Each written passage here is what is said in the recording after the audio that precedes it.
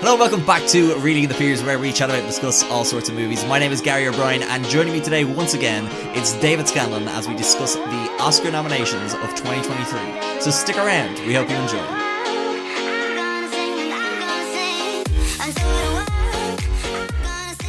And then some Oscar-style music. No, I don't have the copyright for that, David. But like you could just find some...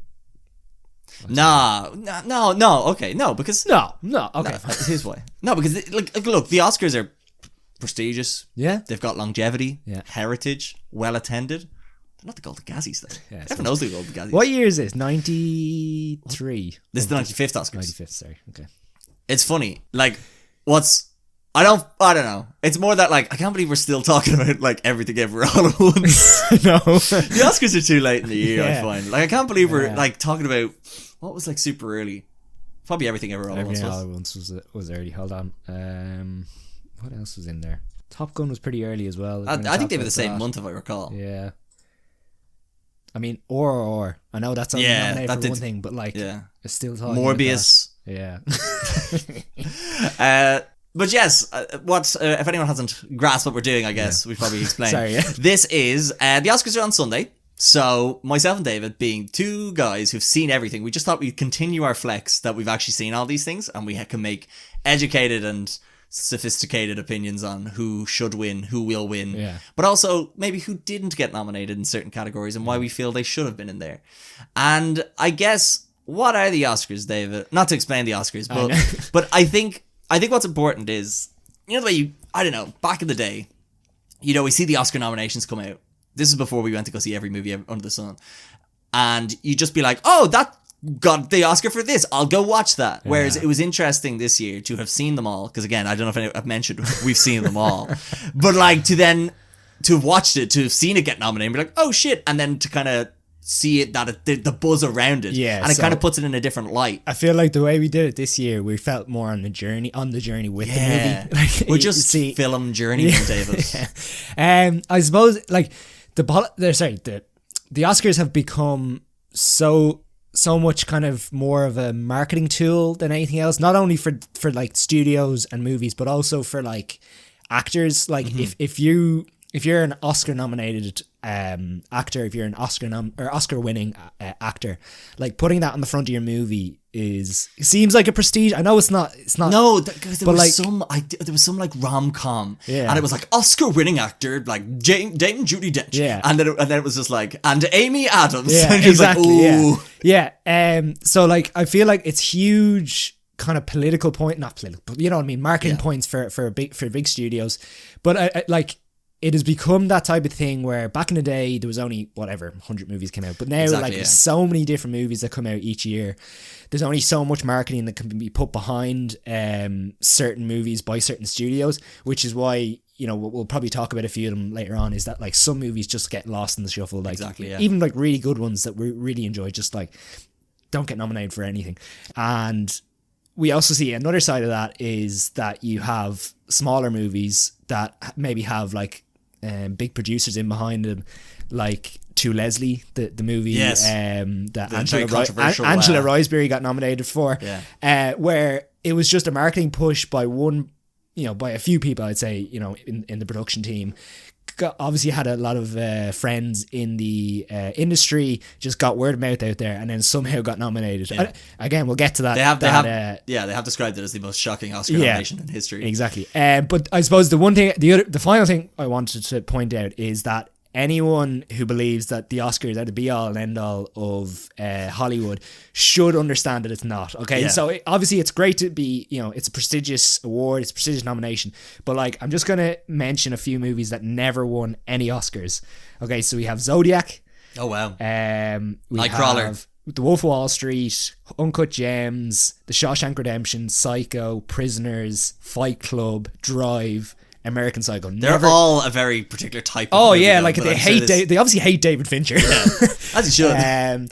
So like what I would say is, and we'll mention a few later on, is that like there are obviously some that don't get any kind of recognition, but I think now it has become kind of the type of thing where if you don't have that marketing team behind you, or if the studio just doesn't have faith in you winning or being that type, or even getting nominated, they're not going to put their money into it, which is why I kind of look at the Oscars like, okay, a certain type of movie, this is the best certain type of movie that, you know, is awarded. And I think the best way of putting it as well is you have to remember this is what the Academy of Motion Pictures and Sciences in America say the best picture is. Yeah. So it's not the best picture. It's the same way the BAFTA Association picks their winner and such. And there's a load of different awards all over the world that have different criteria. The IFTAs?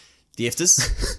I want that invite. Anyone who knows any connections. 7th of May. 7th of May. That's near around my birthday. It'd be the greatest gift of all if I could go to the IFTAs. But so it's look. But I think what the Oscars do stand for is it is that highlighting of movies that might have got missed, I think, because there's the two sides of it, like I mentioned to you earlier, David, where there's movies that are kind of Oscar bait is the term, where they are basically crafted to do well in these awards, but then there's movies that, you know, are just made from, like, I think something like Everything Everywhere All at Once wasn't made to be an Oscar contender, and then so I think that's the benefit of the Oscars sometimes, like when it's able to shine a light, have this sort of prestigious standing in the industry to be able to be like, this is something you need to check out. So I think it is a double-sided like that, but and I think it's the one, it is, like you say, it's probably the more most well-known, notable like movie awards of the year. So we thought we would kind of run down who they had sort of nominated and give us our thoughts on it as well. So notes, where are my notes?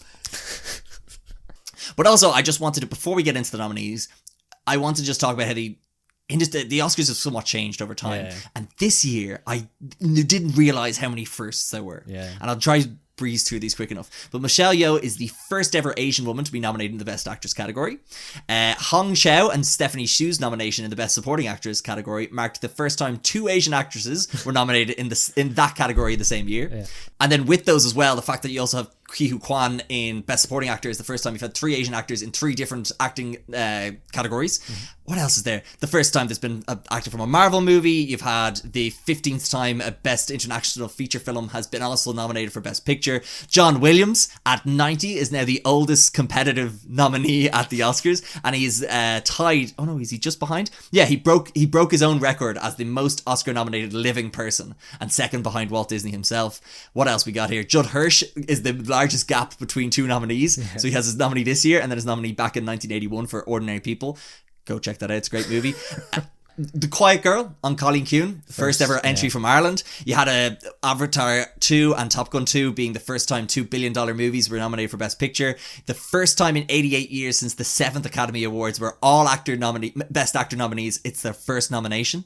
It's the first time, again, stop me if this is too fun, but I just didn't understand that last one. First time since 1988 that there have been... Sorry, the first time in 88 years. Oh, 88 years, sorry. At the 7th Academy Awards where all the Best Actor Oscar nominees are all first time nominees. Okay, Then it's the first time in 51 years where all the Best Supporting Actor and Actresses have both. There's been like double nominations in both of those categories. It's just really cool stuff. And I think this is the biggest point. This is the point I wanted to get to. Where again, I know I have seen, like I said, we kind of watched all these movies as they came out, but I think this award or this Oscars feels the least Oscar-y Oscars. I think for a while. Because I think it has a beautiful blend of blockbusters, of heart, like it has a load of different themes, and they don't all strike. I think The Fabelmans is like the most Oscar-y Oscar movie there, and I think all the nominations for it are part and parcel because of that. But I think seeing stuff like Triangle of Sadness and All Quiet on the Western Front and like all this sort of mix throughout all the categories, not just in like something like I suppose the blockbusters still always will get shunned out of the major categories. Well, even then look at like Black Panther. You know what I mean? So I think what I'm more so getting at, this long-winded point, is cool things are happening at the Oscars this year. Yeah, well, took their time. They took their time. It took 95 times to go at it. Like I feel like they'll always have little bits like that where cool things will happen, but it's obvious this year that there's a lot more happening. Getting there slightly more progressive each year, which is obviously nice to see. That's probably the best way to say it. But we will get right into this because we've already rambled for a while. We will start with the Best Supporting Actress category. Okay. And I will read the nominees now, David. So we've got Angela Lansbury for Black Panther Wakanda Forever. Gonna stick with that joke. I'm gonna stick with that joke to the day I die, David. Okay. As Queen Ramonda. Yeah. Hong Chow for The Whale as Liz. You've got Kerry Condon as Siobhan Sullivan in The Banshees of Inisherin. You have got Jamie Lee Curtis as Deirdre. What was that surname? Beardra? Oh yeah, Deirdre Beardra, yeah. In Everything Everywhere All at Once. And you've got Stephanie Hsu for Joy Wang in Everything Everywhere All at Once. Who's gonna win this? I think it's either between. I think it's Angela Bassett. Yeah, is probably gonna win this.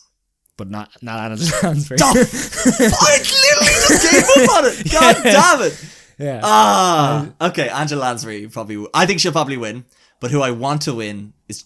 I was going to say I was on the Angela Lansbury train for so long. Yeah. I've switched to Jamie Lee Curtis. Okay. I don't know why. I've just been seeing more love for Everything Ever All at Once, and I keep seeing clips of her, and I'm just like, how silly of a role that was, but how well. That's the first time she's been nominated for an Oscar. Yeah. So I don't know. Also, Marvel have pissing me off recently, so I kind of think I might give it to. If I could choose the winner, I'd pick Jamie Lee Curtis. I think. Okay. What about you? I think Hong Chow. Ooh, for The Whale. Yeah, but I think and again, this is probably unfair, but her performance in The Whale is great. She was also great in The Menu. And again, I think she could have been nominated for that as well. Just two completely different performances. One is like so caring, so thoughtful. She puts a lot of kind of love and care into that performance in The Whale. Very emotional. And then the opposite end of the spectrum in The Menu, where she's just like a robot. Cold hard robot. So again, I know it's unfair, but it just seeing her for the first time this year in two roles that are completely different, and she completely knocks it out of the park. I would say that I would, if I was betting man, I'd probably put it on Angela Lansbury. Thank you. Because like for time on screen to like passion ratio, if that's some sort of ratio, she's just incredible. For the time she actually spends on screen, she was absolutely incredible. I agree with you that like I'm surprised she did get nominated because it's in a Marvel movie. Off the top of my head, I can't really think who else like could have got in there. I have some. Actually, I'm forgetting the Woman King altogether, which the Oscars forgot. Yes, the Oscars, as progressive as they were, and there are some movies. I actually have them here. Well, I wanted to say them up top, but like some movies that I think the Oscars forgot about this year. There's 4. The Batman. I think really did miss out. Again, I don't know if that's going to get any acting nominees apart from obviously Colin Farrell. Absolutely, David. The Menu, I think, is another one that was sorely missing nominations. The Woman King, of course. Yeah. And Nope. I felt like Nope really... Is it not too box office-y? It is, but it's very Spielbergian-esque, like blockbuster. But I still think for some of the technical things, I think, and even I will talk about it a bit later on because I do have some sprinkled out. But I was just talking about that category in general. No, that category in general. I have there's one in here. So we're playing a fun game I've called Sub for Snub, where we sub out a nominee and put in one of our own, just for the crack. Yeah. But I think if I had a sub for Snub, I take out Stephanie Hsu. Yeah, I think she's great in it, but like. Fine. Yeah. Not Oscar worthy. And I put in Lashana Lynch for The Woman King. 100%. I would probably, I know it's probably unfair, but I would go Viola Davis. But again, I don't know if you put her her in Maine. Yeah, if you put her in. See, I think she probably has more of a chance to win in that category. But this is what I said to you. So I thought she should have been entered here. Yeah. I'm trying to look here. The only other one that's coming to my head is... maybe Janelle Monáe in Glass Onion, just because she's playing two characters. I think that could have been, again, it's because it's too blockbustery, it's a Netflix movie, it's very difficult to kind of get her in there.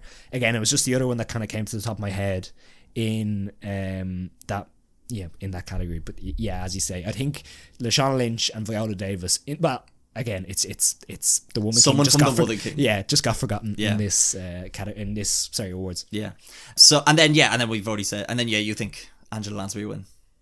Yeah, I would like to see Kerry. I'd like to see Kerry Condon. Oh, I would as well, of course. But I don't think so. No, so actually, and I'm glad we're starting with this one. This is my favorite category in terms of I actually think all of these people are fantastic, and I loved all of their performances. And I think a lot of these movies wouldn't be as good without every single one of these people. Yeah, Kerry Condon is the heart of Banshees of Inisherin. Yeah, as is Hong Chow, Angela Bassett, and I think why she deserves the praise for this role. You did it again.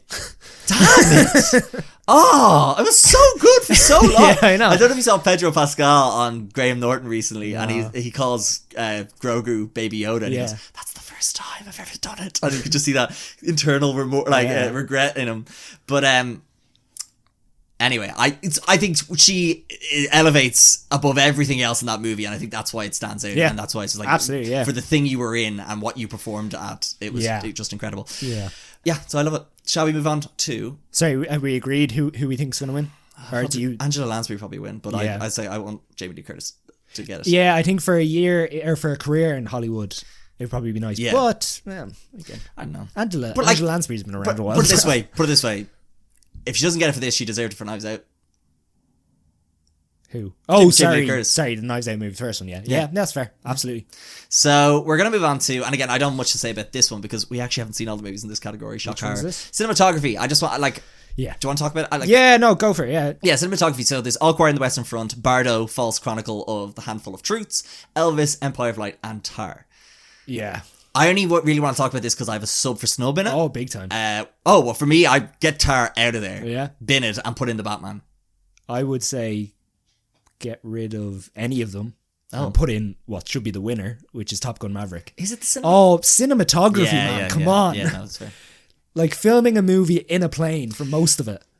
That's is the that best thing about production design. No, but that's the best thing about that. Oh, is 100%. the actual the cinema Yeah. experience. Mm-hmm. And I mean, I think we've all heard that rumor about Steven Spielberg talking to Tom Cruise. It's not a rumor. I've seen it. There's a video of him. Yeah, you've saved Hollywood. Theatrical releases. Yeah, exactly. So how you can take the movie that literally saved Hollywood, saved cinema during the summer, and not awarded or not even nominated for something that's so what it's specifically known cinematic. for. Yeah.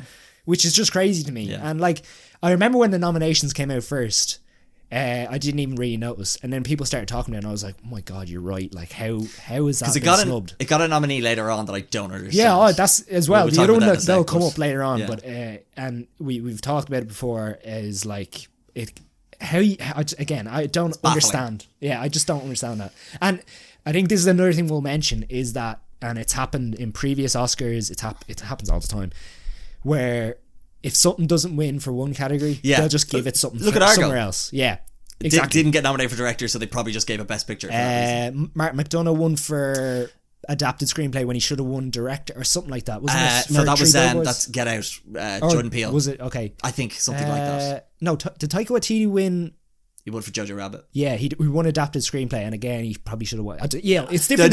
There is something. Yeah. I think it's for tell you what the trend is. It's like a really good director, but they just so happen to write it, so they give them the writing award. Exactly, yeah. So it's that type of thing. It's like, oh, well, we can't give it to you here, so we'll give you something here. There's actually, speaking of that, there's actually 3. So Todd Field, Dan Kwan, Daniel Schneider, or Schneidernet, I don't know, one of the Daniels, the 2 Daniels, Catherine Martin and Mark McDonagh and Steven Spielberg, all of them have 3 nominees this season. Yeah. So besides Martin, they have, as in Catherine Martin, the other 4 lads have Best Director, Best Original Screenplay, and are producers for Best Movie. Okay, yeah. Whereas your one, Catherine Martin, has Costume Design, Production Design, and Producer for Elvis. Elvis, yeah. But isn't that crazy? Yeah. As in just people making their own movies from literally from the top to the bottom in regards to writing it, directing it, and producing it. That's crazy. You can definitely see what I would predict happening is, okay, I think Everything Everywhere All at Once might win something, then Fabelmans might win something, then Banshees will win something, and then, as you say, Elvis will win something, and we'll just divide those Oscars I don't out think amongst. It's been a while, if I can recall, and I'll definitely be proven wrong, where there's been a sweep. Yeah. Oh, big time. Parasite won 3, but that was... They were nominated. No, they were nominated for 4, weren't they? I think, did they win all 4? Yeah, Best Director, Best Screenplay, so. Best Film, and Best International? Yeah. Okay. Sorry, we got massively sidetracked. But cinematography. I think what probably will win here is All Quiet on the Western Front, just because it's getting nominations everywhere in the technical categories. Yeah. And to be honest, the 2 I haven't seen here is Bardo and Empire of Light. Yeah. And it's very hard to motivate myself to watch what is being reviewed as a bad movie just because it looks pretty. So I think I gave them pass. It's Roger Deakins, isn't it? Yeah. Yeah, and also Elvis can... Yeah. Cinematography there, I don't understand that at all. Again, it's nauseating. Yeah, it was... It's kind of like... what do they say? It was like assault on the senses. Yeah. I'm more of a it pepper hurts. on a senseless guy myself. Yeah, exactly, yeah. We are going to now talk about visual effects. Okay, if that's all right. I'd like to think I've mixed these up enough. So in this category, you've got All Quiet on the Western Front again, Avatar: The Way to Water, The Batman, Black Panther, Wakanda Forever, and Top Gun Maverick. So sorry, this is visual effects. Visual effects, yeah. Avatar is going to win, and I want it to win. Yeah, it's probably fair. See, like I think with All Quiet, it's more of a production thing. Even with, but I imagine there was a lot of like CGI. Well. Oh yeah, in the background like there is obviously, and it's not. I don't think it's obvious either, which is obviously a good thing. But they did that with remember First Man got the Oscar a while back instead of something outrageous. 17 was that 17? Was it something? I think the issue here is that you have All Quiet, Batman, and Top Gun, which are like almost hyper realistic films, and the visual effects kind of get lost in it. Whereas certainly Avatar, Black Panther to a certain extent, they create their own worlds, and I think that kind of adds to it, which is why I think I think it is going to obviously go to Avatar with the amount put into that, but I think just those three, the other three that are nominated, I think the issue there is because you have hyper realistic worlds, the visual effects aren't as obvious. Yeah, so First Man beat Avengers Infinity War, Ready Player One, and Solo. Yeah, which garbage. Yeah, I don't even know what I'll give it to. Would you? Avengers? I'd give it to Ready Player One. Okay, that's creative visual effects. I suppose. You're creating your own world. Like, I prefer that. If I do a sub for snub, so like I said, predicted Avatar, want Avatar, sub for snub, get Black Panther Wakanda Forever out of there. There was some garbage CGI in that. Yeah. And like, I don't think they did anything interesting besides the underwater water world. And again, I think that's the reason they're getting nominated. Avatar did it better. Put in Nope. Okay. I liked that. You tell me the effects of that, the creature in that. Yeah, I suppose, and it's unique in that sense. And also, there's a quite convincing monkey in it. Yeah, and also that final scene where I don't know if that's more creative than, I don't know. I just think. Yeah, again, the one that's coming to my head, and it never had a hope, like ever had a hope, was Prey. Oh, that was garbage. The CGI was very wonky. I had thought it was quite good. Like, again, going into it with expectations that this is a fair watch at home movie. I just really enjoyed the Predator in that. I'd nearly put Amber Mid-Thunder in one of the acting categories if I could. She's very good. I never had a hope. No, I know. If I could, though. You know what I mean? No, that's fair. So who do you think will win them? Who do you want to win? Avatar. Will and want. Avatar will win. I probably would have gone for one of the other three just because that movie is so fucking garbage. Avatar will win, but I would say, again, I'd say the Batman because I love that movie. Yeah, that's fair. That's very fair. We are going to move on to Best Animated Feature Film. Okay. So in this category, we've got Guillermo del Toro's Pinocchio by Guillermo del Toro. I've scrolled past it. Hold on. We have got Marcel the Shell with The Shoes On, and Puss in Boots: The Last Wish, The Sea Beast, and Turning Red. So this is like, if I had to put money on, Pinocchio's winning this. Oh yeah, like 1,000%. This is very. I think obvious. it's the most nailed on like prediction I could make. Yeah. Or maybe Avatar for visual effects, but even still, they could swerve and go for All Quiet. The Sea Beast was a surprise, wasn't it? Like, that wasn't supposed to be up there. That's the one I would sub out. Yeah. I'd sub that out and put Wendell and Wild in there. So Wendell and Wild is from the director who did all the stop motion animation movies like Coraline and Nightmare Before Christmas and stuff.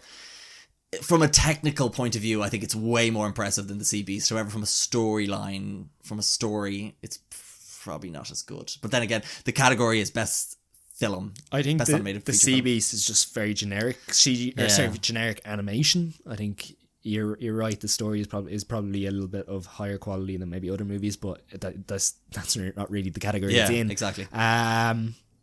Like as you said, I think Pinocchio is dead set. Like, I mean, if that gets beaten, all bets are off. Like, so I don't want it to win because I don't really like it.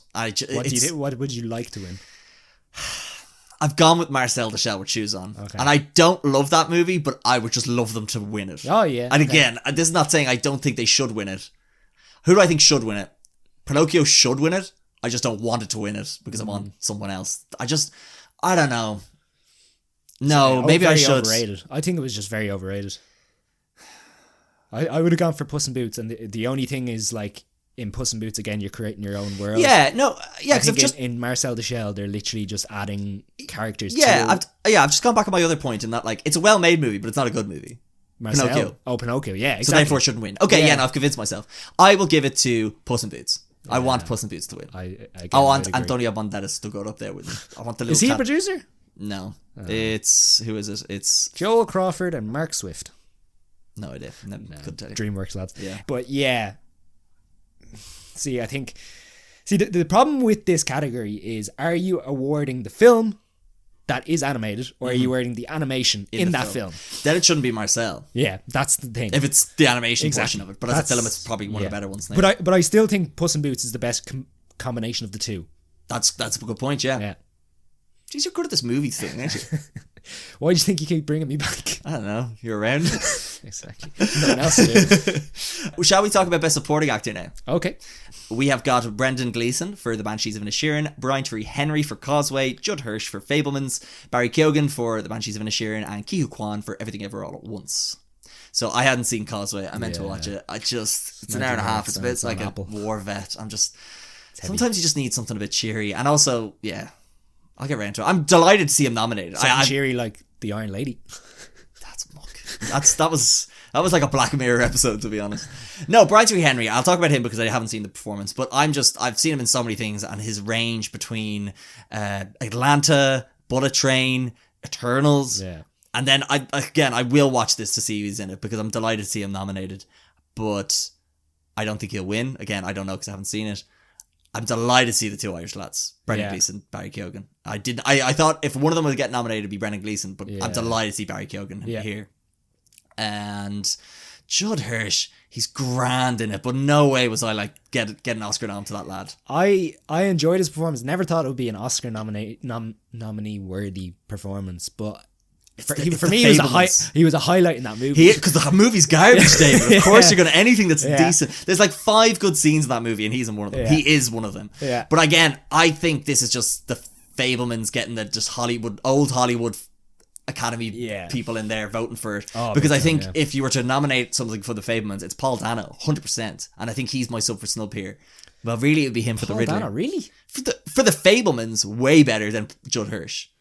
I don't know. I didn't think he was anything great. Better than Judd Hirsch. Well, okay. Fine. I don't know. Between that and the Riddler for the Batman, I'm just like, Paul Dano deserves some love this year. 2 great performances. Yeah, absolutely, yeah. Fair. But that's not what these awards are. I know. But Ki-Hoo Kwan's going to win it. Oh, yeah. Again, this is a lock. I do want him to win. Just don't cry. Like, I don't know. The fact that he seems amazed at every award he wins, I'm just like, okay. Surely you're used to it by now. Yeah, exactly. Do you know what I mean? Whereas I feel like when Brendan Fraser wins now, it is a bit of a surprise because it could go either way. But I feel like Ki-Hoo Kwan needs to stop being like, I don't know. He's having his moment, but yeah, I don't know why. I'm just bitter. Should have been me. I should have been short round. No, that.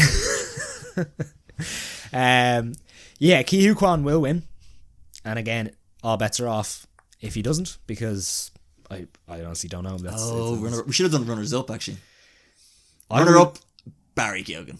I would love Brendan Gleeson to win. Oh, I'd love it. Just for his career, just for him. He has always been that actor that is like, I just love seeing him in stuff.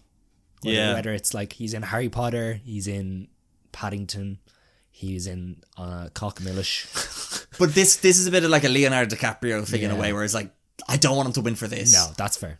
That's absolutely fair. You know what I mean? I'd much rather, like, look, we'll talk about it a bit later, but something like Bill Nighy, I'm like, wow, you had that in you to say, like, you've gone through all these other movies, and I think Brendan Gleeson, you know, I think this nomination could hopefully maybe get him into more Oscar baity movies that, you know, but yeah, I don't know. No, it's absolutely, it's more just personal preference. Yeah. I think Barry Keoghan's performance is better. Oh, so yeah. He'd probably be my runner up, but again, I haven't seen Brian Tyree Henry because I'm a sham and I should have watched all the movies. But yeah, but Ki-Hoo Kwan like deserves it 1000%. I think he is the best. Like, he is incredible in that movie. He does everything in that movie. Like, he's emotional. He does the action. He's funny at times. But like most people in that cast, how he's able to play different versions of himself. Yeah, top notch. So, and to think this is his first movie in many years, incredible. I don't think we cannot understate.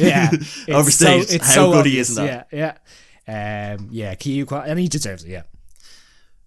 We're just being biased towards the Irish. Yeah, exactly. As rightly so. Speaking of best international feature film, David. Okay, so we've got All Quiet on the Western Front, Argentina 1985, Close, EO, and The Quiet Girl. So we haven't On talked. Colin Keane. We haven't talked about. Well, sorry, we've only seen 3 of these. Yeah, I'm a sham. I'm just like Gary, I should have watched them all. Take it easy on yourself, will you? We haven't talked about Argentina 1985 on air yet. That is true, actually. That's probably the first movie we haven't talked. As in all the other movies, we probably have, except for Living and was there something I can't remember. Yeah.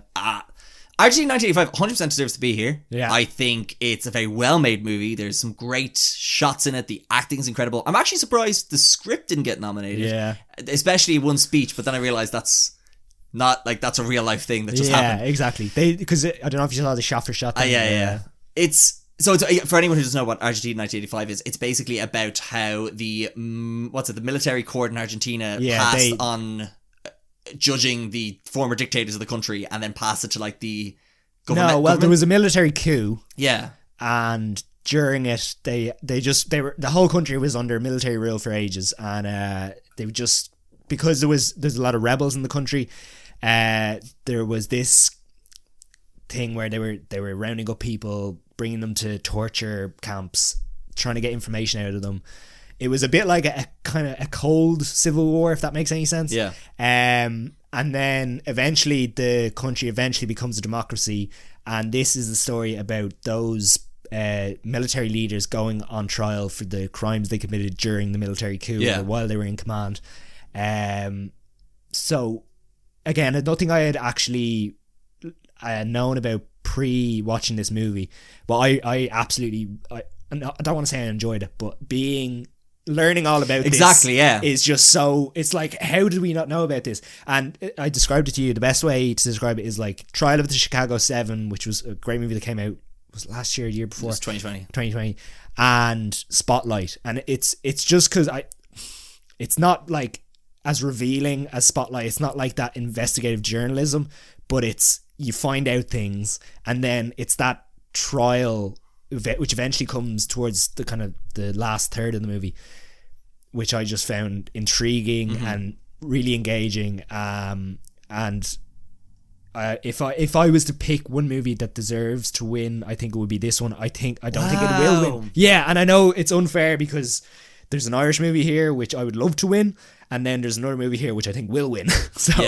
So I've literally hit 3 different movies from 3 different categories there, or for 3 different areas there. But just from, and again, I know it's personal preference for me because this is the type of movie that I love. It's just political intrigue, conspiracies, and learning stuff as you go along. Felt very easy to follow, even though it was in Spanish and I have no Spanish. But there's a lot of heart in it as well. Yeah. So yeah. Yeah, and I don't know, for me, I think, I said this to you earlier, where I was like, I don't know if I just liked it so much because I didn't know any of it, you know what I mean? And I think that's like nearly like a good documentary kind of thing where you're learning all about this. And yeah, I was so surprised by it because I don't know what, I knew it was good, but it kind of exceeded my expectations in a way. Again, when you're watching something on Amazon, you're not, I don't know if you don't expect it to be good. Yeah, that's true, that's very true. I think it won't win. I think All Quiet on the Western Front is probably a lock here as well because it's nominated for Best Picture nominee as well. So my thing in it here is, they won't give this to something else and then give All Quiet something, a visual effects or a story or something. I just have a hope and dream because they haven't voted yet. Yeah. And I just really hope The Quiet Girl on Colin Keane has just been slowly gathering momentum. Oh yeah. I hope and dream Netflix have a bigger budget to push this sort of stuff. They're 100%, they're gonna, like, Netflix getting another Oscar, like they'll love that. They got Roma a couple of years ago. Yeah. So I think that's a lock on here. Quiet Girl, it's honored to be nominated. Like that's huge. For such a small movie. I don't think it's the best of these, but my God, it's the one I would recommend out of all 3 to anyone, because the other 2 are heavy movies. Yeah. And you might not think Argentina 95 is, but there's some scenes with some depositions and testimonial stuff. You learn things. Yeah, it's fucking rough. And All Quiet, I think, is a very important movie. I think everyone should watch that movie. Yeah. However, when you do so, is very has to be very strategic because it brings you down. Yeah. So I think All Quiet will win. I want The Quiet Girl to win, or on Colin Keane to win. Oh, Sub for Snub. Sub for Snub. So I haven't seen Closer EO, but I've chosen EO to sub out because it's about some donkey. And I wanted to put in or. I was going to say Decision to Leave. Or 100%. I'd say What if we get rid of the two we haven't seen? I Put those two in. would. If or was in this category, I'd. Well, you know the issue with that is. So India the movie India put forward is something called The Last Film Show, which is meant to be quite good by all regards. But I think in terms of the sensationalism that captured audiences worldwide, or is that movie. Well, see, that's the thing. I thought or would have more of a chance. Well, it obviously have more of a chance of getting nominated for Best Picture than for Best International Film. I don't think it can get nominated. But for that. I understand that. Yeah. Stupid. Sorry. So if anyone doesn't understand, only one movie from each country can get nominated each year, or can get put forward to be nominated by that country. So, for example, if you have, say, The Quiet Girl and another Irish movie, those Wildfire. two, yeah, exactly. Those two can't go forward to be nominated by the Oscars. Only one of them. So the Irish Film Board had to choose, and the same thing happened with India. They obviously had to choose either or was The Last Film Show. Yeah. So they picked The Last Film Show, which was wrong. No, it probably is right though. But okay, I think or is just a blockbuster. It's incredible. To see that being performed at the Oscars is just going to be I can't wait for unbelievable. I cannot wait. It's going to be. I'm so. I hope they don't fuck it. Well, actually, will we skip to that or have my notes? No. Stick to the plan, guys. Stick to the plan. Okay, we're gonna do original screenplay. I don't know if people are enjoying this, David, but I'm having a great time. So sorry, we all think All Quiet's gonna win. We would like The Quiet Girl to win. Yeah. Sub for snub, we're saying or. I'd put in or. I put in Decision to Leave because I love that movie. That's fine. We're gonna talk about best original screenplay, David, and in this category we've got The Banshees of Inisherin, Everything Everywhere All at Once, The Fabelmans, Tar, and Triangle Sadness. Sorry, I'm going through here. It's under writing, not original. There you go. So, okay, this plays into what we were saying earlier about. This will depend on who gets Best Picture, who gets Director, and who gets Screenplay. Yeah, because I think, for example, Fabelmans is either going to get a win here or win a director. I pray to God it doesn't win Best Picture. No, big time, yeah. But I think it'll either get here or Best Director. I don't want it to get either, but I just feel like that's the way it's going. Who I think deserves it is probably The Banshees of Inisherin. Because I don't know. I think okay, fair. it's either that or Everything Everywhere. Because that as a screenplay is better. Better, yeah. Yes. Or I don't know. Yeah, no, I'm sticking to it. No, I hype myself up about this. And also, it's probably Banshee's only real chance of winning an Oscar. See, I would say if, I know this doesn't make any sense, but if you were to read any of them as a book rather than watch them as a movie. Everything Everywhere All at Once probably doesn't hold I think visually, Everything Everywhere All at Once, that's the best movie. But, I think you could put Banshees on the page and still get the same... Yeah. Reaction out of it. I also so how I kind of judged screenplays, and again this is by an absolute amateur and unprofessional. It's usually dialogue, story, and character arc. That's kind of the three things I think about. I think the dialogue in Banshees exceeds any of these. I think the character arc kind of again is Banshees. I still can't remember why I didn't like that movie.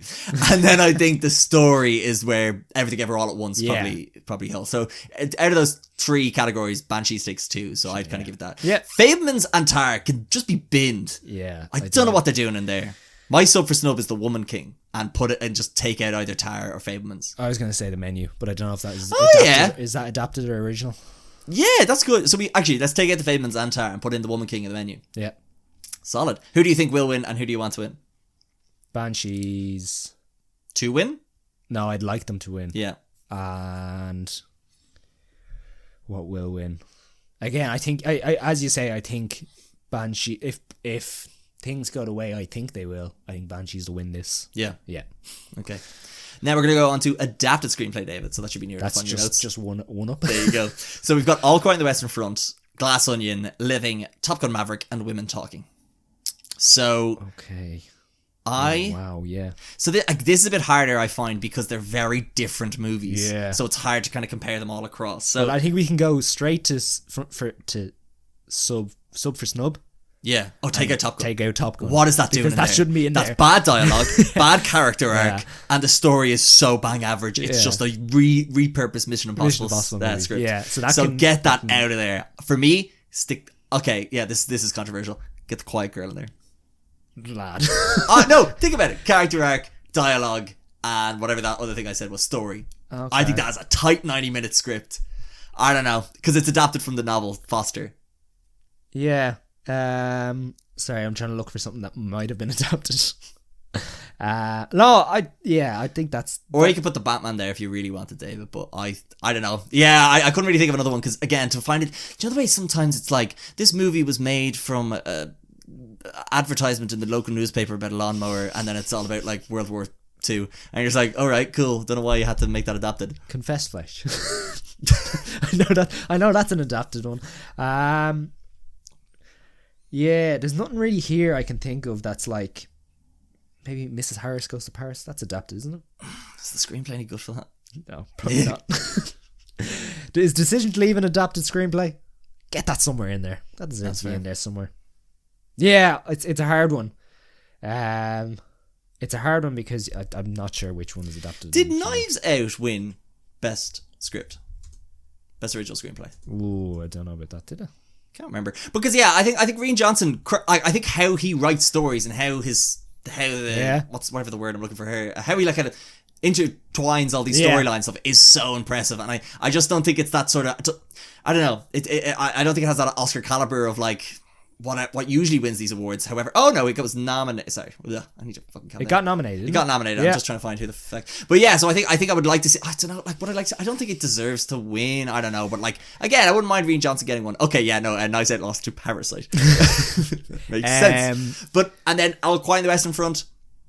Yeah, fine. Like, see, that's what I'm saying. Could it win here and they give something else? Because like it is well adapted, but is it the best movie? I think Women Talking's going to win this. Okay. I think it's so script heavy. Like, it is, the movie is the script. Yeah. I know that's a really obvious thing to say. However, it's a movie all about talking. Yeah. The script is, like, you know, like, I just think if it's going to win anything, it'll win here. And I think it probably stands the closest chance.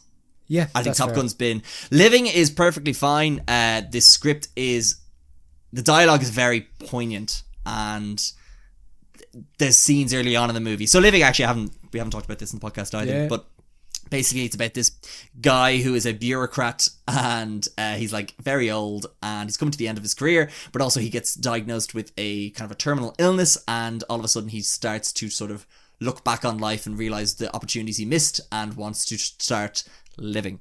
But it's directed by it's written by the guy who did Never Let Me Go. Yeah. The Whale. No, you can't nominate The Whale. Because the script is the exact same as the play. So I was thinking that. Okay, so I doubt they added anything. Okay. That was my other thing. You're really in full force there trying to think of something instead of The Quiet Girl. Why do you hate Irish movies, Dave? I don't know. Realisticum. There you go. No, that's fair. Sorry, I'm just trying to add something to the conversation, Gary. Yeah, that's fair. No, do you know what? Bullet Train. Wow. I'm seeing those numbers dip off. Okay, we're going to circle back now to original song. So, sorry, who's going to win there? Women Talk? You think? I think Women Talk is going to win. Quiet. Yeah, I think All Quiet. That's not bad. I think I'd like to see Glass Onion win, but I don't think it will. I just think how they do the Oscars now is they spread shit around. Yeah. And this is like, there's no way. It's not going to win Best Picture, so therefore it's... Exactly. They'll be like, I want this movie to win an award. This is the only category it's going to be possible for it to win in. Yeah. And All Quiet has a load of other opportunities. I don't think Glass Onion has that sort of Oscar buzz or caliber. I'd like it to win. Yeah, exactly. Living, like, I don't know. I'm very surprised to see it nominated, to be honest, but... Is that an English movie? It is, yeah. Okay, yeah. It's quite good. I would recommend it, but... I'm not going to go looking for it if it comes up on stream. And then Top Gun Maverick, get it the hell out of there. In the bin. But we're going to move on to Best Original Song, David. This category I've always had. This one is a lock. It is a lock, but as been discussed on this podcast many times, I have serious issues with this category because I don't believe a song should be nominated unless it's part of the movie. I think if it plays over the credits, it should be discounted. Elton John's out there with his Oscar in retirement for a song that nobody can tell you the name of and is at the end of his movie. Is that not... Did he not win for Lion King? I meant his more recent Oscar. Okay, sorry. Sorry, that's one recently. I just remember being over the credits. What did he win? You remember the end of Rocketman? He won for I Won't Die. What's it called? What's that? What's the one? What's the Rocketman? Yeah, what's the one at the end? This is the point. I don't know. No, the one, like, it's famous song. What are you talking about? I'm still standing. Sorry. No. Sorry. No, there's the one that's over the credits, one and he over won for the that. credits. Okay, I just yeah. think it's bullshit. No, okay. But anyway, so yeah, and then you have like the song from Judas and the Black Messiah one. What is that song? Yeah, I don't know. What is the song for? Oh, sorry, that Rocket Man song was called brackets. I'm gonna love me again. Shallow winning. Perfect. Yeah. That's the type of movie I'm talking about. Coco, Remember Me, perfect. La La But Land, see, City of Stars, does that not perfect. narrow it down to a certain type of movie? Yeah, that absolutely. includes But songs? like, why are we nominating Judas and the Black Messiah for Best Original Song? Why is that like? It doesn't need that exposure. Give it to songs. Give it to music like hard-working songwriters who are like have to make it fit the narrative. Sing Street, Gary. Why wasn't Sing That's Street nominated? exactly. The James Bond songs. We all know my thoughts on those as well. What do you think about the more recent ones, Gary? Don't get me started, David. We need We need to wrap this up. really bad stuff. But anyway, so I think for the ones that are nominated, I think it can only be Natu Natu, because that is a song that is the performance of the song itself, the story it tells within that, and it just being an absolute banger of a tune. Yeah. Top marks. Love it. What about that Black Panther song, though? I kind of liked that over the credits, not going to lie. But I don't think it should win Best Original Song. Do you know Ryan Coogler wrote the lyrics? Yeah, so what? good for him. But I have two good sub for snubs in my opinion. Oh, yeah, go on. So I think get Lady Gaga out of there, because one, I think it's a bad song. Oh, yeah. How do you not end it with anything? It's so get it out of there. Just bin it. Yeah. And I think sub in anything from Intergalactic. Anything from Oh, that. yeah. Anything from Yeah. that, put it in there. Exactly. 100%. Also, side note, Good Afternoon from Spirited. It's a great song. Okay, I haven't seen it. I know. It's a very fun song. I don't know if it deserves best original song, but I'd like to see Ryan Reynolds and Will Ferrell at the Oscars singing it. It's basically about, in the movie, there is back in Will Ferrell's day, because he's from olden times, saying good afternoon is a very rude thing to do, so they go around singing good afternoon to everyone and they all get offended. It's very fun, and it's good dancing. That movie's good in parts, except for Jimmy Fallon. But yeah, Natu. It's a banger of a tune. Everyone should go watch Aurora if they haven't seen it. They should definitely listen to Natu if they haven't heard it. Or watch it on YouTube. Watch on YouTube, yeah, but just watch the 3-hour movie, it's better. Watch it. Yeah, the only thing I had out there was Intergalactic, which is class. Yeah. Anything from that movie, 100%. Now we're getting into the beefy ones, David. Yeah. No more fun anymore. We're doing Best Director, David. Okay. This is the big... We're in the big leagues now, big Gary. leagues now, I think. Yeah. So we have Martin McDonagh for The Banshee of Inisherin, Daniel Kwan and Daniel S. Scheinert. Where was that earlier in the podcast? I couldn't see it. I can't say it if I can't read it. Everything Ever All at Once, Steven Spielberg for The Fabelmans, Todd Field for Tyre, and Ruben Östlund for Triangle of Sadness. Just want to point out, love that Ruben Östlund got nominated. I think what he did in that movie was really, really interesting and cool and funny and smart. The screenplay was also good. Screenplay was also for original. I don't think he'll win, but I'm delighted to see him. Todd Field, there's a good movie, as we said at the time, there's a good movie in there, and he's responsible for that. But at the same time, he's also responsible for the bad parts. And we have then the three main ones. I don't think Martin McDonagh will win. No, but I think it's down to the two Daniels and Fabelmans, Steven Spielberg. I could so see Steven Spielberg getting this. This is one of the things. I love Steven Spielberg. Steven Spielberg is one of my favourite directors. He's directed some of my favourite movies of all time. It is a disgrace that he is in this. He is part of this nomination. And if he wins for it, it's like the most undeserving he's ever been. Like absolutely. again, I've seen 20 something Spielberg. I watch a lot of movies, so I don't have to mention that. But of all of his movies, I think this is my second least favourite. The most being War Horse, because that's garbage. But this is like the least. The BFG? No, I refuse, because that might put me over the edge. But Fabelmans, there's not. Look, just go back and listen to us rant about it. But I just think, in terms of being a visionary, filmmaker who adds so much to the story they're trying to tell, the Daniels surely should get this. So this has brought us back to the whole politics behind nominations. If there's one thing that Hollywood loves, it's Steven Spielberg, because he's made them a lot of money, so that's why he is nominated. If the Daniels don't win, I'll be shocked. I wouldn't be shocked. I'd be disappointed. Big time. Like, if anyone deserves it, like for putting a movie together like they did. Oh yeah, with so many moving parts, so many things going on. I'm sure they're probably nominated for editing as well. We have probably not doing that. I'm not. No, I'm saying. I'm just. Care? No, I don't. I'm not saying. I swear to God, we get comments of people like, "Where's the editing category?" I'm just adding that as an element, because there was so much going on in that movie, and there was so much that could have gone wrong. That like we could have lost in the middle of that movie, but we don't. honestly would be, yeah, as you say, disappointed that if they didn't win. I would love if Mark McDonagh won as well. I think he's more chance of winning for writing, as you say. But see, this is what I mean. I could see Everything Everywhere All at Once winning Best Picture and Steven Spielberg getting Best Director. Yeah, that's and I'm terrified. I have sleepless nights about it, David. If I was to sub anyone in, I'm probably saying Matt Reeves, maybe. Oh, you're not ready for who I'm about to say for mine. Okay. Well, I'd get Steven Spielberg out of there. Bin him, first of all. I was going to say Todd Field as well. No, Todd Field did more interesting things. Like no, I said the two of them. I was going to say I think Steven Spielberg I think is that appalling movie. Appalling. No, like I haven't seen what Todd Field's done. I've seen what Steven Spielberg can do. Yeah. That is appalling. Yeah. You phoned it in. You knew the story. It was your life. How'd you fuck it up that much? Get Steven Spielberg, and you're not ready for this. My sub. Baz Luhrmann. I was gonna say Baz Luhrmann. Are you saying say Baz Luhrmann? I don't love Elvis. I don't love Baz Luhrmann. But my God, did he go out and make an Elvis movie directed by Baz Luhrmann? Like the choices he made really are that movie. And I think if you had any other director, that movie could have fallen to pieces. Okay. And I think what he brought and what he injected into it with his I'd seen him speak about the movie and like the fact that he's such good friends with like Lisa Marie before she passed. And then so connected with the family and like had such heart in making that movie. Again, I didn't like what he did, but I can't deny the effort. It was a movie. It was a movie, but I can't deny that his vision and his the creativity he brought to it were certainly there, and I could tell it was a Baz Luhrmann movie more than I could that Fabelmans was a Steven Spielberg movie. Yeah. Yeah. Okay. Matt Reeves for the Batman could be up there. What's his name for Top Gun? No. Christopher McQuarrie? No. I thought you did. No. That's a well-directed movie. No. Do you know who directed that? Tom Cruise. Well, okay, let's put Tom Cruise in there. He's not the director.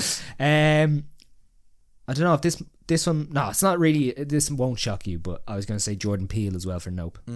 Like if anything about that movie is good, it's the directing. Yeah, that's true. Yeah. So I think they're the ones that are coming to mind. Yeah. I just want to actually circle back on one that we missed. Best original score. Yeah. Because sorry. We need to talk about that. I thought we were going to. Yeah, I did miss it in my original thing. So I did it. I literally made the order 30 seconds before we started recording. So we've got All Quiet on the Western Front, Babylon, The Banshees of Inisherin, Everything Everywhere All at Once, and The Fabelmans. Sorry, I can read the conductors if you want, but I've lost it again. Okay, I'll say them again. I have them here. That was quick. Volker. Bertel. See, that's why I didn't do it. Justin Hurwitz, Carter Burrell, Son Lux, John Williams. So this is why I remember that we forgot about it. Get John Williams out of there. Yeah. Love that he's 90 years old. Love that he's... But he's won enough, hasn't he? He's won enough. But also, this is his weakest score. I turned around to you. It was like, what was even the score of that movie? Garbage. It was nil all, Gary. That was nil all. Perfect way to score that movie. And... perfect nil all movie, but their keeper had been sent off, and you still couldn't score. Outrageous behaviour. Get John Williams out there. Get Michael Giacchino for the Batman in there. 100%. Yeah. I don't think the Batman should win, but it's better than the Fabelmans. I would say it's better than. It's better. Yeah, it's better than this. Everything Ever All at Once had a great score. Banshees of Inisherin had a great score. I can't remember All Quiet on the Western Front. You were just horrified by what was on screen. Yeah, exactly. I think my visuals were too focused on that. But we know what deserves to win. Babylon. My God, like the movie's all over the place, but the score. Is it good? I don't know, but I loved it the most. It's so enjoyable. Like you can listen to it afterwards. And it'll pump you up. Any scene where that score, so it's not like there's this like same song that they've like remixed in different ways. Yeah. When that's on in a scene, the movie's like 10 times better. Yeah. Even though the scene might be bad, once that score is on it, I feel like you can put that score over anything. And you can play that at a funeral and you'll be like, this is a pretty good time. I'm having a good time here. Yeah, this is hectic. This is just chaos. Yeah, exactly. I'd love to play that song in a kindergarten and just see the kids absolutely lose their minds. Yeah. Unbelievable. Justin Hurwitz again. He did La La Land. He did The First Man. He did Whiplash. Did he win for any of them? I don't think he did. Let me double check. Why do you ask me these questions? Just search his name. Maybe it'll come up. Oh, is that how Google works? Is it? No, but so what do I do? Oh, is there a search? Do I put it in the search bar? And just his name? It should come up pretty. Any other information?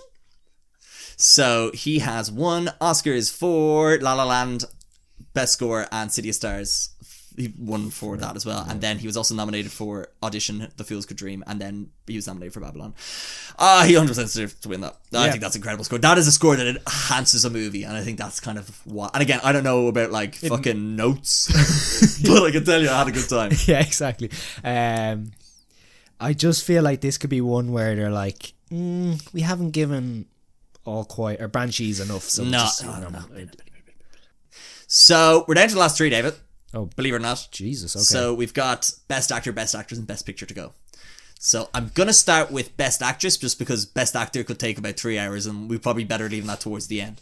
So what's somewhat disappointing, I thought Michelle Yeoh was on. I'll read the nominees first. So there's Kate Blanchett for Tar, Ana de Armas for Blonde, Andrea Riseborough for To Leslie, Michelle Williams for The Fabelmans, and Michelle Yeoh for Everything Everywhere All at Once. I thought Michelle Yeoh was a lock. Yeah. It's not looking like that anymore. What's the world come to? So you think Kate Blanchett's going to win? That's the bookie's favourite. Okay. And she won the BAFTA and she won the Golden Globe. I know she was in a different category to Michelle Yeoh, but how do you not give it to Michelle Yeoh? Yeah. Action, heart, drama, like just everything, comedy, everything she does in that movie. Yeah. That was one of the best performances, one of the best. And you know what's really unfortunate as well, and I might have mentioned this in the podcast before, whereas most years, the actresses who are nominated for Best Actress are in bad movies. Yeah. Whereas this year, that's still the case, but not for Michelle Yeoh and Everything Everywhere All at Once. Yeah. That is a great movie with a great Best Actress lead. That's the gold standard, I think. Yeah, and I think also just what those two movies say about Women as well. women yeah. as well. Oh wow, yeah. Like I honestly thought Michelle Yeoh was, as you say, a lock, but yeah. I do think Kate Blanchett is deserving. Take Oh, Michelle yeah, Yeoh out there. yeah. I think she gives an incredible performance, holds that movie together. The fact that she just, Kate Blanchett is an absolute tour de force in that movie and is so good. Tour de force, Gary. Wow, you really are cinema man. I am a cinema man. And she's really good, like, but She's like super. she does a great job. She's a proper actor, David. No, and then Michelle Yeoh is I don't know. I'd still be shocked if she doesn't. I'd love a tie. No, give it to Michelle. Give it to Michelle Yeoh. Kate Blanchett has 2 Oscars. Exactly, and she already was involved with the whole Andrea Riseborough situation. She was part of that problem. Yeah. I haven't seen Blonde. I haven't seen To Leslie. I haven't seen To Leslie. I've seen But Blonde. I get rid of Michelle Williams. No, She's so her performance makes no sense in that movie. I think that's the character. I think much like Ana de Armas and Blonde, she executed perfectly what she was asked to do. She was asked to do. That's what I mean. Like, she acted. It's just the character was bonkers, and I didn't understand what the fucking point was. Yeah. But I did understand the point. It was just the point was bad. But Michelle Williams, I thought she she went 120% for that movie, and I gotta respect that. And I thought she did a good job. Again, I said before, the movie's bad. Ana de Armas and Blonde. So I watched Blonde. Don't know why. I said in the podcast I wouldn't watch Blonde. I watched Blonde. Yeah. It's as shocking as I expected. Yeah. So therefore, I think I was able to sit through it. Ana de Armas, again, nails on a chalkboard dialogue and situations at times. However, she does so well. Yeah. And I forget it's Ana de Armas at times. And it honestly feels like it's Marilyn Monroe. So well done there. I'm glad she's been nominated because it saves her career somewhat and that she's not known for a bad movie. At least she was a good part in a bad movie. Yeah. What I find really interesting is the Razzies have nominated everything else about the movie Except besides her, Ana de Armas. yeah. And I think that's totally fair. So I think if I was to do a sub for snub, I don't know what Andrew Riseborough is like, so I'm not going to pick her. But for me, I'd have to pick between Ana de Armas or Michelle Williams. I'd have to say I'd get rid of Ana de Armas and I'd put in Viola Davis for The Woman King. Yeah. I was going to say the same. Just looking for anyone else that might be worth in a worser year. Leslie Manville for Miss Cyrus Goes to Paris. Yeah. In a worser year. Yeah, a worser year. Yeah, that's the only one I can think of. Yeah, it's a difficult one because, as you say, it's so often that we see actresses in a leading role be that character in a bad movie that had a great performance, something like that. Yeah. The To Leslie thing, I think, is very interesting. It's I wouldn't attend the Oscars if I was her. Yeah. It's too much backlash. I think she might get booed. So for anyone who doesn't know, basically, Andrea Riseborough was in this very, very indie movie nobody heard about, and basically her and her production team basically reached out to a lot of Hollywood, not suspiciously, but conveniently, a lot of white Hollywood actors and people in the industry to sort of spread the word around. And there was word that she might have had her Oscar nomination revoked because it broke some laws about campaigning and rallying for votes and such. I think and also I didn't see Till, but you said the actress in that was very, very good as well. I can't remember her name, but she's... So what do I do? Put it into the machine? Do I write her name? Drysdale or something like that? Sorry. That's my fault. I should have known that. It is... Danielle Deadwire. Yeah. Danielle Deadweiler. And I think... She should have been nominated. Yeah, that's shocking, actually, yeah. Over Michelle Williams. Yeah. She literally loses her son. Oh, wow. The actual actress for the movie. That's method acting taken a bit too far, David. Yeah, it is pretty heartbreaking. I haven't seen Too Lazy. Too Lazy could be great, but as a movie about a son who gets... I'm not going to say it. Just keep going. Okay, so I think who will win? Pessimistically, I'm going to say Cate Blanchett. Surely not. She already has 2 odds Oscars. on favourite. Yeah, but that means nothing. No, I mean, if Michelle Yeoh doesn't win, I'll be shook. Yeah. Okay, fine. I think Michelle Williams should win, will win, and I want her to win. The other thing that does happen in the Oscars is when you have 2 favourites like this in one category, sometimes they split the vote. Yeah. So what happens is I'm not going to say 50%, say 40% of people go for... And I think that's going to happen in our next category. Yeah. We could probably talk about it then. They split the vote, and then what happens is a huge surprise happens where someone comes out of nowhere. I think the only thing about that is that the other 3, I think, are just all... They're too weak. Yeah, no, there's no one else. It's going to happen in the next... My biggest fear is it'll happen in the next category. Yeah. I don't know. What are your predictions then for the best actress then? So we wrap this up. Michelle Yeoh will win. Yeah, okay. So best actor, we've got Austin Butler for Elvis, Colin Farrell for The Banshees of Inisherin, Brendan Fraser for The Whale, Paul Mescal for Aftersun, and Bill Nighy for Living. So this is where I think there's 2 frontrunners in Colin Farrell and Brendan Fraser, and Austin Butler could win. Yeah. I'm really worried about Austin Butler. If Austin Butler wins, I'll actually cry. I'd be so annoyed. He's grand. You said he was great. When you watched it first, you said he was great. I think it's because he is great. I think he's still doing the voice, and that's what's pissing me off. Yeah, he is good. He is good. He's good. He's good. No, I'm just I'm just bracing myself because the problem is you don't think he was acting now because he's followed that. Oh no, he's just annoying me. That's the point. Because I've gotten onto the thing where I've seen him since, and I'm like, yeah, you're just doing your Elvis shtick. Yeah, my thing is he's going to keep it until awards campaign is over, and I think him winning the BAFTA is a serious indication that he is a sleeping threat. Because that was the first one we seen those all in the same category, wasn't it? Yes, and the reason. So he also won best actor at the Golden Globes for drama, but Brendan Fraser was never going to win that because he has spoken out about the Golden Globes. He hates the Golden Globes. So the first time I see all 3 of them go in a and then also who won SAG? Brendan Fraser. Yeah. I think Brendan Fraser will win it. Yeah. Because I think how the Academy works sometimes is not all Academy members vote on all categories. Yeah, it's like the acting people vote in acting, but also they get some say in other categories and such. So I think Brendan Fraser will win, and I think he deserves to win. Yeah, I want Colin Farrell to win. Oh yeah, we all like that's deep down. But also I think and again this is way at the end of the podcast from when we first started talking about it. But as much as we rag on the Oscars not being, they don't mean anything. They mean a lot to Brendan Fraser. Yeah. And they mean a lot for his career. Yeah. And I think him getting an Oscar means more to him and to people who love Brendan Fraser, who have gone through shit he has gone through, more than it is Colin Farrell. Yeah. Which hurts to say. But Colin Farrell is in the running. What? No, I'm just saying he's in that realm of he could do another movie in the next while. Who knows what Brendan Fraser will be doing? Yeah, I don't know. Brendan Fraser's big movie was supposed to be Batgirl. Yeah, exactly. Yeah. Sorry, just something that came to my head there is there any chance that they could have pushed Paul Mescal into supporting actor? Because I feel like I don't know if he's in that movie enough to be a lead role. I know it's not. It makes no difference. It's just something I was just thinking there. No, I would say they're co-leads. Okay, fair. Because it's much about his story than it is as it is hers. There's one you could put in Best Actor is that little girl. She's a class.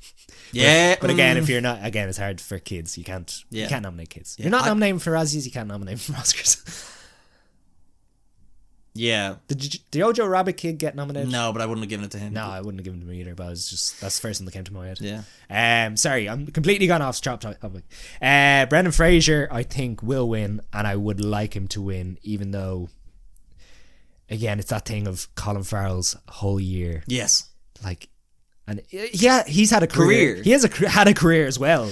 And I think in terms of like Oscar level performances, I think Colin Farrell has done a lot more of those than Brendan Fraser has. Yeah. As you say, I'm worried about Austin Butler because I think just those two might split the vote and Austin Butler might win. Yeah, very weird. Bill Nighy though, I just want to mention that because again I watched Living recently.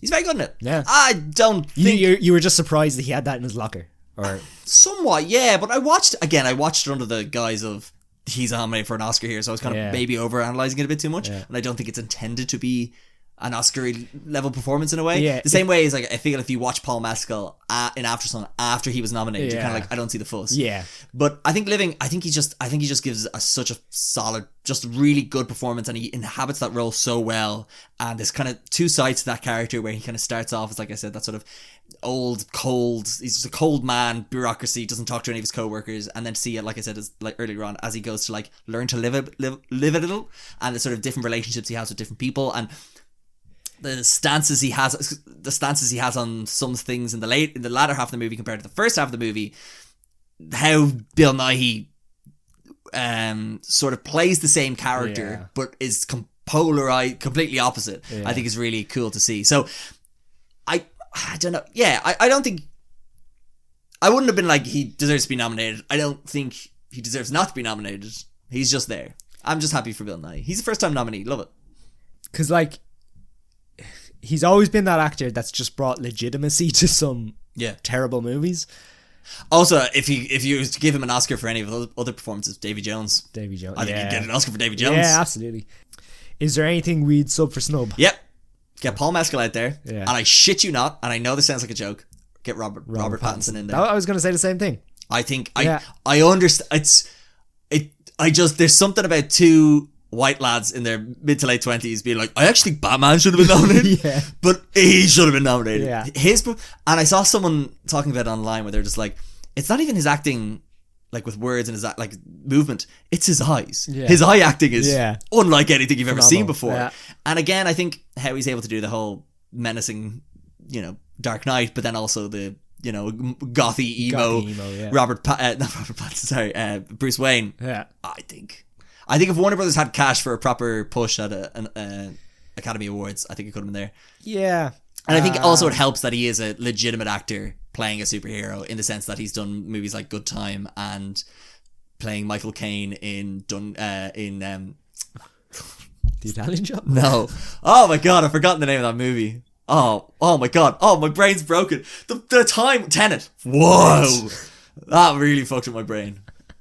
Yeah, I'm just looking through here. Is there anyone from a minority that we could have put in there? I know it's Alexander Skarsgård. If it was a slightly better movie and a better push behind it, I think we could have thrown in people like Ralph Fiennes in a weaker year could have been in there. Yeah. I think Eddie Redmayne for The Good Nurse, and again in a weaker year, could have been in there too. I think Harry Styles would have never had a chance. I think Timothée Chalamet for Bones and all, if it was a slightly better movie. No, he's supporting. I would say he's supporting. Yeah, but he wouldn't see it that way. Yeah. I think the Minions definitely up there somewhat. The Predator and Predator and Prey. What am I saying? Darryl McCormack in Good Luck to You, Leo Grant. He's grand and he's so fine. Do you know what? Imagine we had three lads. 60% chance that an Irish person would win. We'd still lose. Yeah, exactly. What are the other things that people were pushing for online? Tom Cruise. Nah. There's nothing he does in the performance. I think it's all of the writing. He plays Tom Cruise like. No, he doesn't. Because this guy admits he's old. Oh, sorry. And that the writing is there for the character, but Tom Cruise just says the words. Yeah. I know that's what acting is, but he doesn't act too much in it. So, yeah. think that's about it. But yeah, so shall we get on to... So who will win? I think it'll be Brendan Fraser. I hope it is. What? I hope it is. I think he had the best Yeah, performance. I would want him to win. Just don't cry on stage. Just like, you know. Yeah, just be happy. Just yeah, don't be like surprised. No, I think it's right. Yeah, I think if he wins, that is a bit of a surprise to him anyway. Not like Well, no, because again, Austin Butler's waiting in the wings to fucking talk about how he's like, I believe Elvis was always with me, and I really appreciate it. That's a good. Thank you very much. That's a good accent. Right, best picture, David. Let's wrap it up. All Quiet on the Western Front, Avatar: The Way to Water, The Banshees of Inisherin, Elvis, Everything Ever All at Once, The Fabelmans, Tar, Top Gun Maverick, Triangle of Sadness, and Women Talking. So, not hot take, but this is my stance. Get it back down to 5. Yeah. Get back down to 5. I understand pushing it to 10 means that smaller movies are able to get the exposure of being a Best Picture nominee. However, it leads to stuff like Tar, Triangle of Sadness, Women Talking. Hey, Fabelmans. Triangle of Sadness is good. It's not a Best Picture nominee. Up 2022, it's one of the top 5 movies. Nah. Get Top Gun and Maverick out of there, and most 10. certainly get Avatar: The Way to Water out of there. The Way to Water. It's a technical marvelment. It's a trash movie. Yeah. So, look, All Quiet on the Western Front, love that being in there for foreign film. We actually said it at the time on the Oscars. We said, when we were doing it on the podcast, we said that should be Best Picture nominated. And I think we'd definitely stand by that. I could see this being a potential upset in the sense of, splitting votes between... So yeah, it did well at the BAFTAs, didn't it? But again, someone was talking to me about the BAFTAs and how the BAFTAs love just being like, see, we're totally cool with Germany. And also BAFTAs... nonsense. As in, like, how do you have one of the most diverse acting nominated groups but still manage to give the award to 4 white people? Like, there you go. That's the ultimate. The Brits are at it again. Exactly. Yeah. Avatar: The Way of the Water. Bin it. Okay, next. Bin it. Banshees of Inisherin. Love that it's there. I have a sneak. Again, I think it's between that, The Fabelmans, and Everything Ever All at Once. And Fabelmans. Wow. No, 100%. They loved a movie about making movies, about the best movie director that ever made movies, and how he learned how to make movies, and about his family, and where he got his first camera. Not like they eat that shit up. I just hope they see through that bollocks of a movie as well. I cannot believe Avatar: The Way of Water and Fabelmans are up there. Top Gun Maverick. This is again comes back to this, who's made us money? James Cameron, Steven Spielberg. Like, it's so obvious. No, but see, this is the thing. It's just like. But it's so obvious. Like. I know. But it's just like Top Gun Maverick doesn't need a Best Picture nominee. Oh no, that shouldn't be there. No, you have $1 billion. But it made money. Like it saved Hollywood. Yeah, I know. Whatever. But anyway. No, I think Top Gun should be there. I think it, like, as a movie experience. Fine. Okay, if I just pick 5 from here. Okay, All Quiet. Yeah, go on. Banshees. Everything. No, lock myself in a hole. Or. Fine, throw in Top Gun there, and oh yeah, these movies are trash. Go on, I'll give you one of your own there. Or. Oh, I have a sub for snub. Yeah. Get out Avatar: The Way to Water. Yeah. I want to see the Batman in there. I was gonna say The Menu. I'd have The Menu. Yeah, 100%. Menu over Tower or Fabelmans, 100%. Yeah. Or yeah, sure. I wouldn't mind seeing the Batman in there. I think the problem with The Menu is it's too much of a horror movie. Yeah. Even though, like, it's not. Not at all, really. They're killing the rich, come on. Yeah, eat the rich. Nom nom. So, I think, yeah, as I said before, Fabelmans, Everything Ever All at Once, Banshees, probably, it's between one of those, but more than likely it'll be Everything Ever All at Once, and that's who I want to win. It's the best movie last year. I agree. As I said, I'd put The Menu in there for any of them, really. Yeah, the Batman's probably not a great one, actually, to put No, the Batman is. It's like movie. It's a movie. the movies. No, as a movie, it's great. Yeah. As opposed to Tar, which is a very good fucking doorstop if you fucking managed to pick up one of the DVDs for it. Tar's bollocks. Get Barbarian in there. Sorry, wait, what was your 5? Hold on. I think I got to actually back out of that one fairly quickly because I fucked it. All Quiet on the Western Front. Yeah. Banshees of Inisherin. Everything Ever All at Once. Like, see, this one. No, sorry. Your best 5 of the year. Oh, my best 5 of the year? Well, then I have to go into my letterbox. Yeah, everyone get letterbox. My letterbox list of top 5 movies of 2020. Sorry, top 10. We forgot Women Talking. No, you wouldn't have done it. That's not a. It's not a movie. Like, I know. What am I saying? You didn't like it at all. Yeah. One sec. See, I would go All Quiet, Banshees, Everything Everywhere at Once, Top Gun. It's tough, isn't it? Triangle of Sadness. Even though I would probably swap Triangle That of wouldn't Sadness even be on my for top 10 Dominion. for the year, though. Triangle of Sadness. Yeah. No, but just of the ones that Of the are ones there. there. If I could pick, well, like, as I said before, my top... Oh, fuck, I have Top Gun Maverick as my 5th favourite movie of 2022. What am I doing? I reckon if someone listened to all these, you could see just how much I contradict myself. Oh yeah, like you'd make no sense. I don't even like Pierce Brosnan. He's never made a good movie. Never made a good movie in his life. Anyway, so yeah, fine. I think no, okay. Whatever. You're gonna say Barbarian. See, that's a movie I enjoyed. I just Yeah. don't think it's good. And Glass Onion. I would put Glass Onion in that in Yeah. Best Picture over most of those. Yeah, absolutely. I'd agree with you. Let's get on to Mr. Oscar himself. Mr. Oscar the Grouch. Yeah. That's it. Yeah. That's it. Say Finn. We've talked about the Oscars. And they're out on Sunday. And you'll watch it. Or you'll see it. And you'll be like, yeah, they were so wrong. What were they even thinking about? I put the mortgage on Oh, this. don't put money on this. Don't put money on what we said. We can't be held responsible for that whatsoever. But yeah, that's it, David. Thanks so much for coming back to episode 25 for you, David. Dear Lord. Yeah. How much more do I have in that contract? David, don't you know? You're in a new club. I'm You're in the 5 Timers Club. And now you're in the 25 to Life Club. 25 to class. So I thought you were going to say the 5 times club. Yeah. 5 times 25. You get them every multiplication. Yeah. So in like 500 and whatever. What are you getting me, Gary? We'll see. I want to thank you, though, for this one and all the other ones, David, and for everyone who's listened to this and all the other ones, as said before. If you want to keep up to date with the podcast, you can follow at Reading the Peers on Instagram. We're also on TikTok. We're also on YouTube. At Reading the Peers all there as well. You can email us at readingthepeers@gmail.com. Let us know what you think should win Oscars and what you thought of our ramblings, and if there was any movies you didn't mention that you thought should win. Any snubs. Any snubs you thought of. And what else? You can subscribe on Apple Podcasts and follow on Spotify and give us 5 stars on Spotify. For some reason, why not? And if I've contradicted myself in anything else and you want to bring my attention, Don't hold me responsible. Do not hold me responsible. I thought Elvis was a marvelous movie.